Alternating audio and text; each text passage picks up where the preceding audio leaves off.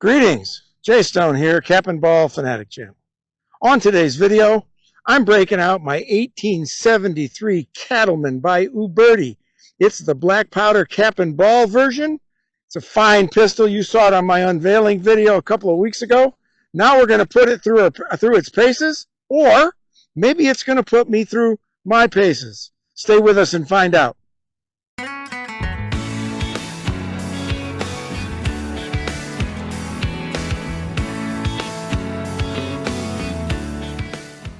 So today we're going to be shooting the 1873 Cattleman by Uberti.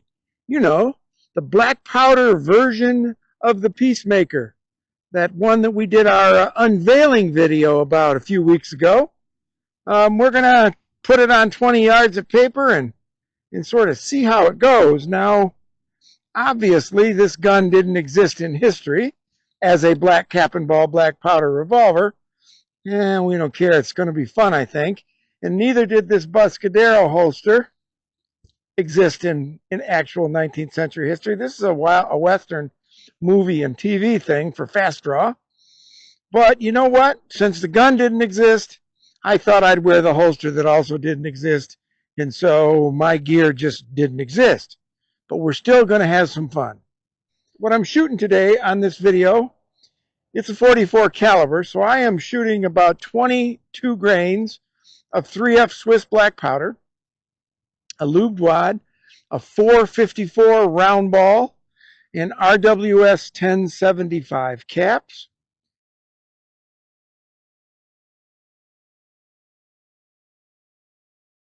So today we're going to put a few cylinders full on paper at 20 yards and see if I can sight this thing in a little bit. And let's see what happens.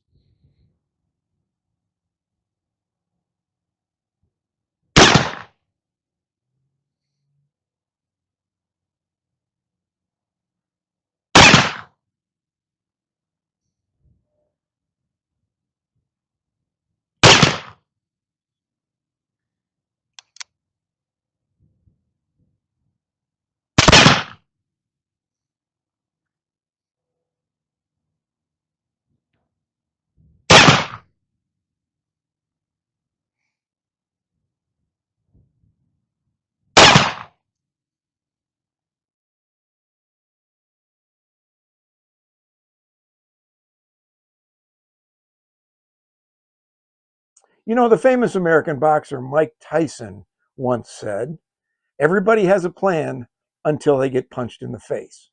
Now, of course, he was talking about being adaptable and being able to think on your feet once the crisis hits or the plan falls apart or something changes that you didn't expect. And that's the case also when you do make YouTube videos like I do, which is live to video out on the range with minimal editing and never doing anything to change the outcome of the shooting. When I edit, I just edit for length and time. I don't edit for content. So that's what happened to me on this video. All these days, all these videos, I've been telling you, when I shoot a cap and ball revolver for the first time, hey, I'm shooting it for the first time on video. It's either going to go really, really well or really, really badly. And you know what? I've been lucky. It's almost always gone pretty well. So I set out today to make the standard shooting video. Well, this time I set up to record that video. And then I loaded this 1873 Cattleman. I went out, I took the first 6 shots on video and completely missed the target 6 times from 20 yards. What happens the next time? So I went in this time not on video, loaded up 6 more and missed the target 6 straight times again. That's over 12. Now, I used to be a baseball player. That's not a very good batting average. So I thought, oh my goodness, maybe I just need to start over. Maybe I need to do something different. You know, I have pride. I have an ego. I'd like people to see me in my best light. I mean, that's 0 for 12, for God's sakes. And then I thought, you know what? No, I'm no different than anybody else. Just because I'm a dope on YouTube doesn't make me a special kind of a shooter, doesn't make me any different than anybody else. We've all struggled. We've all had days where we couldn't hit the broadside of a barn if we were standing right in front of it, right? We've all had days when we needed a 4x8 foot target in order to hit it. Hey, I've been there. This isn't the first time.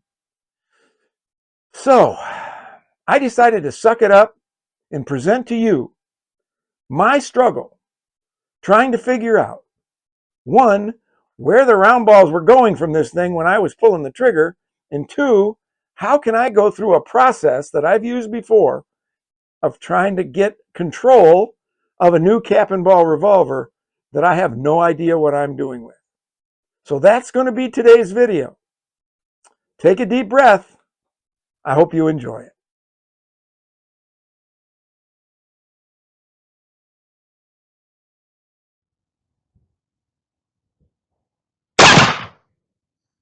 Oh yeah.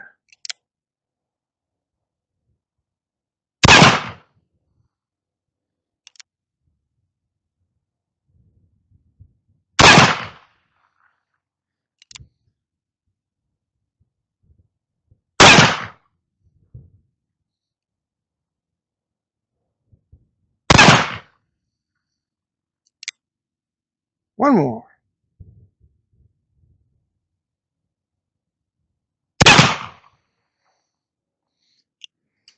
And it shoots way low.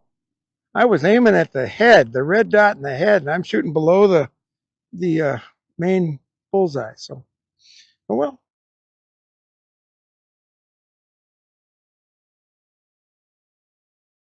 So we're back on day 2 of shooting the 1873 Cattleman here on the range. As we started the other day, remember it was a little misty and starting to rain. So I had to call it off. Now look at, we got a beautiful day. So this is day 2. What we did on day 1 is, if you'll recall, is that my first 6 shots at paper from 20 yards completely all missed, really low. I'm talking a foot low below where I was aiming. So then we were able to put 5 on paper after I sighted it in a little bit. And still, they were running along the bottom. So I've been listening to y'all. Instead of wasting a lot of ammo and powder, I'm bringing out the bench. And we're going to do like we did the last videos. We're going to put 12 shots on this paper from the bench and see if I can't figure out where exactly this is shooting, where this thing is shooting, I should say, before we go back to shooting offhand like we like to do. All right, let's get started.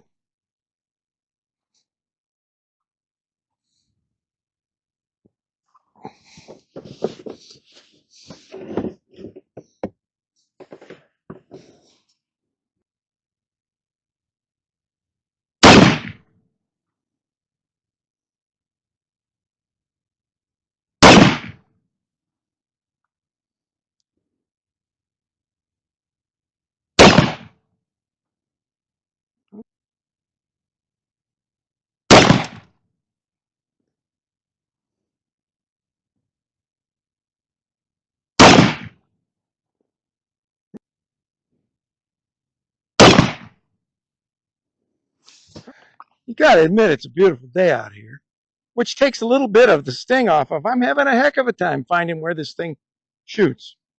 Out of that 6, I only put 2 on the target from the bench. And I know I'll figure it out.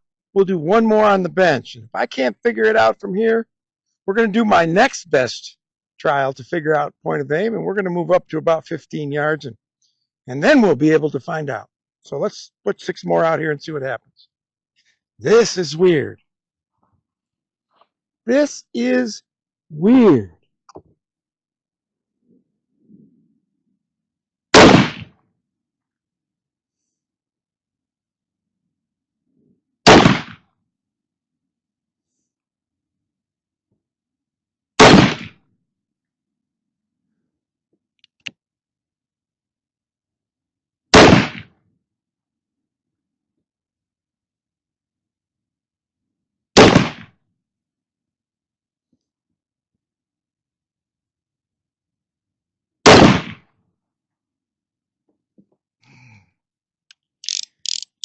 To be honest with you, I don't think it improved very much. So we're going to move up and see if we can't hit this target.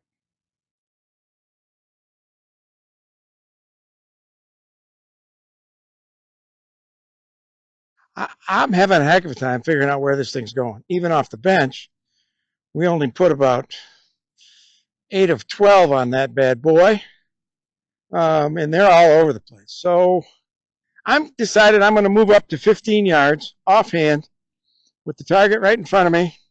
At 20, I'm having a heck of a time. That's where we shot the first round of offhand in the bench. So we're going to shoot at 15 yards and see if I can't start to zero this thing in at least good enough to put holes in the target, for goodness sakes.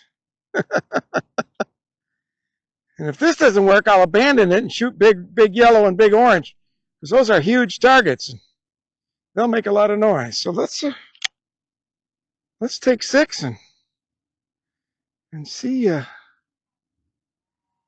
what I can do here.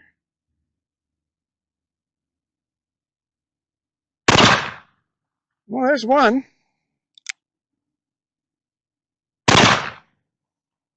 Hey, that one's 2. There's one right on the bullseye. Hey, what do you know? The ball. I was starting to wonder if the round balls were even leaving the muzzle. I was checking. Maybe they're just. I got a line of 6 that are squibbed in there, and they're not actually going anywhere.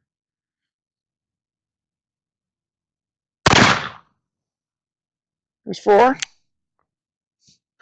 Or the old Bugs Bunny cartoon where they pull the trigger and the flag comes out and goes bang, but nothing comes out. Gotta have some fun doing this, right? That one went through the target and hit the steel one in the back.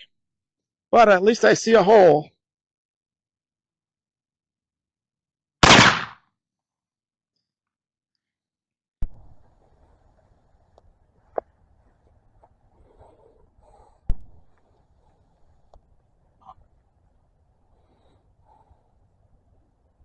So I gotta admit, this 1873 Cattleman's in my head. I had a nice round from 15 yards, finally found it, and forgot to turn my target camera on. But this thing is starting to rent space in my head. Let's do 6 more from here and see if I've actually found it or if I'm fooling myself. And then we're going to go back and master 20 yards. That's all there is to it.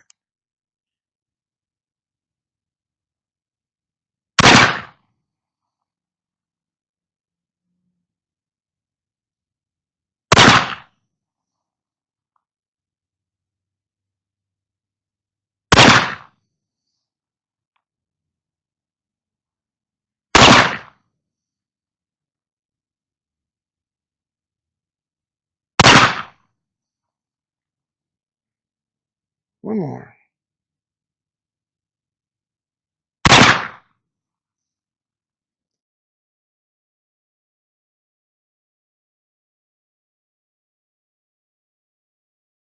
I'm going to take that target I started from 20 yards offhand the other day. I'm going to put that down there, and we're going to put some more at 20 yards, and we're going to see if I can't go back 5 yards and do the same thing. First day we shot this, you'll know the difference in footage because it was really overcast and sprinkling I was talking about.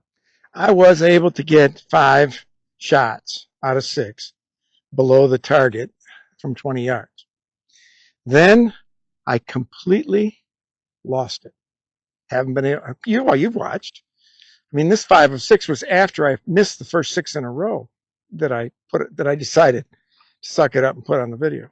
So now that I found a grip and a hold at 15 yards, I should be able to move back to 20 and hit it a little bit, right? Well, let's try. Should be an easy peasy, right? Right.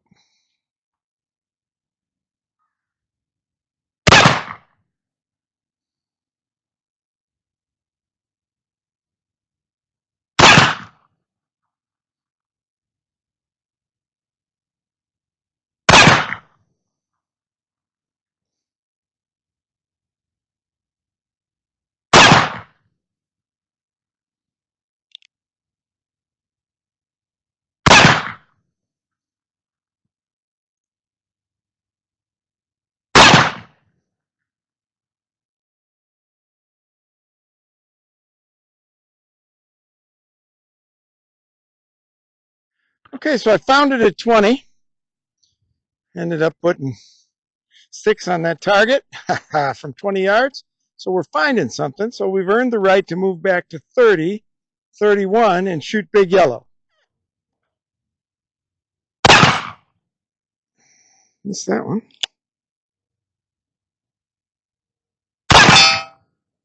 One.